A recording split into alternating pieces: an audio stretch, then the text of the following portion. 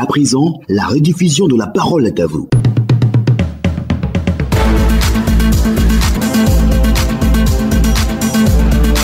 En visite récemment en France, le Premier ministre Patrick Hachi a demandé aux autorités françaises d'aider la Côte d'Ivoire à sécuriser la CAN 2023. L'appui sollicité concerne notamment la sécurisation des compétitions, la billetterie et la promotion de l'événement. Que pensez-vous de cette démarche des autorités ivoiriennes? Que proposez-vous pour offrir au monde du football une CAN du rêve comme voulu par le président de la République? 27 20 25 44 48, 27 20 24 27 87. En ligne depuis Krizukwe dans la zone de Divo. Monsieur Taïro Nicolas, on vous écoute.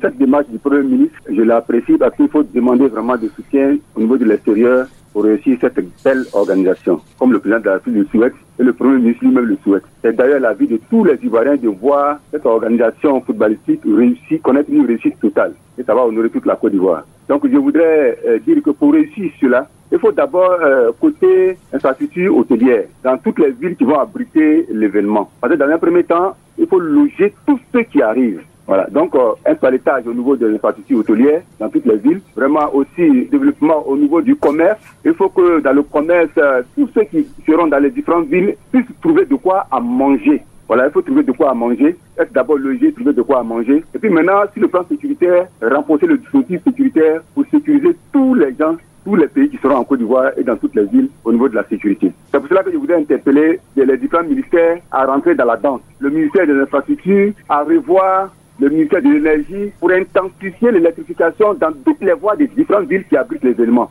Vous voyez tout ça là. Et puis aussi le ministère de la sécurité, pour la sécurité de tous ces pays-là qui seront en Côte d'Ivoire. Il faut les sécuriser, il faut le faire. Mais plus, Charles Cablan, les différents maires des différentes villes, ceux qui ont beaucoup à faire. Le toilettage d'abord de toute la ville.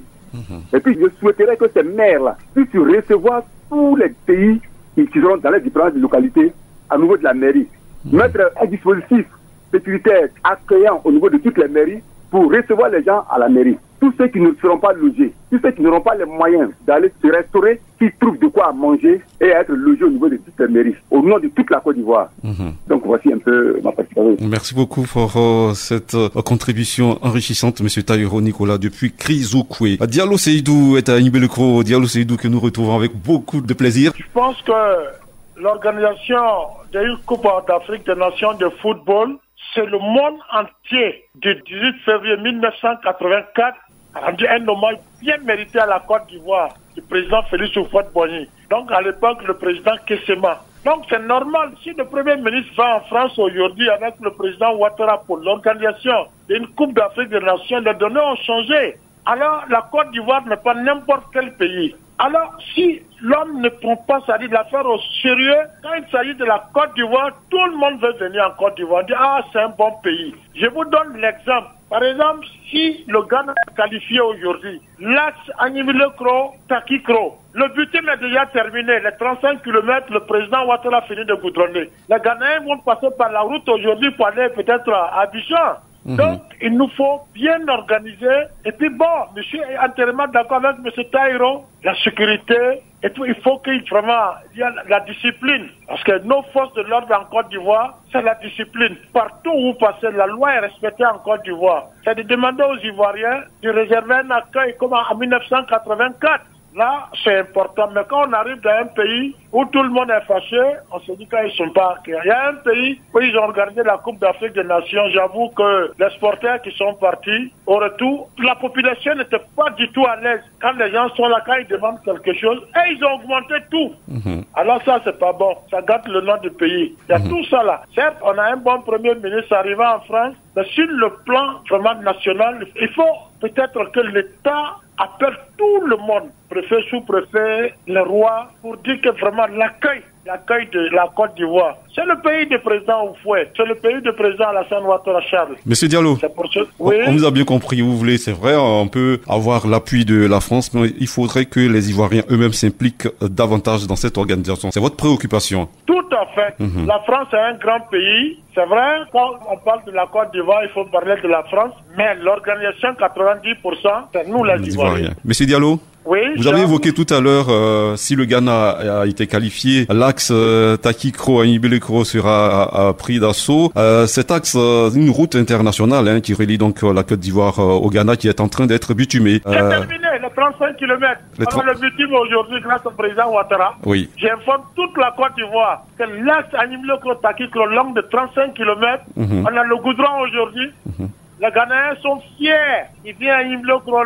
Bon, excusez-moi, c'est le président de la République. Mais les Ghanéens disent, Allah, ça, c'est un grand travailleur. D'accord. Nous sommes fiers aujourd'hui. Oui. Et puis, avec un grand poste douanier à Takikro, que nous connaissons bien. Merci beaucoup, monsieur. Vous êtes chez vous, Merci beaucoup, monsieur Diallo Seydou, depuis Anibelekro. Et à Iré, précisément à Kagbe, Zandro Isidore nous attend. Quel est votre avis sur le sujet? Le sujet est bienvenu. Je dis merci au Premier ministre. D'abord, merci au président, parce que c'est un président, il n'y a pas de Premier ministre. Pour vraiment l'aide qu'il allait demander à la France, parce que cet événement, ce n'est pas petit. Coupe d'Afrique, c'est pas petit. Et dans ce temps où il y a vraiment cette affaire de terrorisme un peu partout là. Absolument. Les gens attendent un peu d'événements pour en profiter, pour frapper les gens. Là. Nous sommes voisins. La Côte d'Ivoire est voisine du Mali et du Burkina Faso, deux pays qui subissent, qui subissent des assauts des terroristes. Voilà. Donc vraiment, aller demander de l'aide. Un pays qui a l'habitude d'organiser quelque chose à chaque moment, comme la France, ce n'est pas du péché. Il n'y a pas à se dire que non, nous on était prêts pour pouvoir sécuriser. On n'a pas des entreprises qu'il faut. Voilà. Donc vraiment, avec eux, on va apprendre. On va apprendre et désormais maintenant, peut-être que si ils avaient organisé à 100% cette année, peut-être qu'une autre année, ils vont organiser au moins 50%. Nous, on va mettre nos 50%. C'est ce qu'ils nous avaient appris dans le passé et ça va sécuriser la chose. Mais pour le moment, vraiment, ils ont bien fait. Ils ont bien fait. Je félicite le Premier ministre. Je félicite tout le gouvernement. Vraiment, tous ceux qui ont eu l'idée de pouvoir aller demander de l'aide. Même si c'est après la France, on peut aller demander à quoi quelqu'un d'autre qui peut sécuriser. Ah, vraiment, ça serait pas mauvais. Je dis merci à tout le monde. D'accord. On vous a bien compris, monsieur Zandro Isidore. Et à ce propos, il faut aussi rappeler que le ministre français des Armées, Sébastien Lecornu, qui a séjourné récemment à Abidjan, qui a rencontré le président de la République et le ministre en charge de la Défense, a donc promis l'aide de la France, l'appui de la France pour donc combattre efficacement le terrorisme. Il a aussi salué les efforts accomplis par le président de la République pour hisser l'armée ivoirienne à un niveau qui a donc à féliciter. Koné Amidou, vous appelez de Daloa. Merci. Il faut déjà saluer les relations internationales fouettées par le Premier ministre. C'est ça aussi une grande nation. Vous savez, la Coupe d'Afrique, elle est une coupe africaine entre nous les Africains. Mais l'international suit ça. Et donc, la Côte d'Ivoire n'est pas une petite nation, c'est une grande nation. Donc, quand nous devons organiser quelque chose, nous activons toutes nos relations internationales. C'est en cela que je félicite le président de la République et le Premier ministre. Parce que quand nous on veut organiser, on ne organise pas avec une petite affaire, on organise dans un petit environnement, mais nous grandissons. Pour dire une fois de plus, c'est une coupe africaine, mais l'international nous suit. Donc, dans tous les maillons de l'organisation, l'accueil, la sécurité, la communication, etc., etc. Donc, il y a beaucoup de pans à ventiler. Donc, la Côte d'Ivoire ne peut pas réussir ça sans travailler avec les autres. Et c'est en cela qu'il faut féliciter le Premier ministre. En tout cas, c'est une bonne action. Nous travaillons avec tout le monde pour réussir notre mission de la Coupe d'Afrique.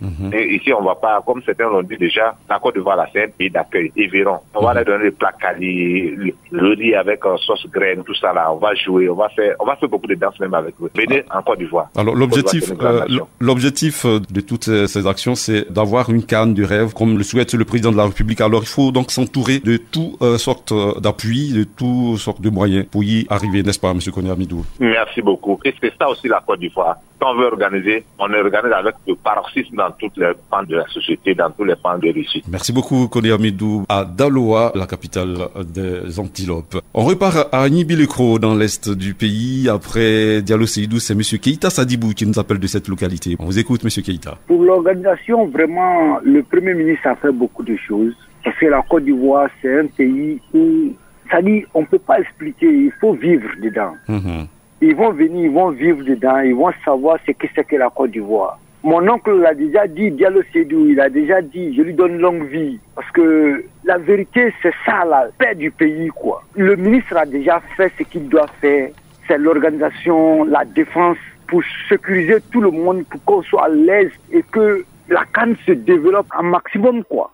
C'est tout. Merci beaucoup, Monsieur Keïta Sadibou, depuis à Nibi-Lekro. Un tour sur notre page Facebook avec quelques messages, notamment celui de Jean-Romain Kakou, qui nous est pris depuis à Bobo, à Kekwa. Pour une CAN de rêve, il faut que de grands moyens soient mobilisés pour embellir le pays. Il faut de grands hôtels et la sécurité doit être bonne. Personne ne viendra adorer notre fétiche à notre place, a-t-il ajouté. Christophe Kwame, depuis Bomizambo, ce n'est pas mauvais l'appui de la France pour l'organisation de la CAN, mais il faut d'abord que nous-mêmes, Ivoiriens, nous mettons une organisation en place pour que cette CAN soit la meilleure. Bertin Tola, depuis Brobo, c'est une excellente démarche. La France est une habituée des grands événements. Elle a de l'expérience et de l'expertise en la matière. La Côte d'Ivoire donc peut en bénéficier. Depuis Lougalé, Ouattara Khalifa. On vous écoute, Monsieur Ouattara. Par rapport à l'aide de la France, moi je vois pas ça mauvais, mais moi je pense que prochainement on doit compter sur nous-mêmes.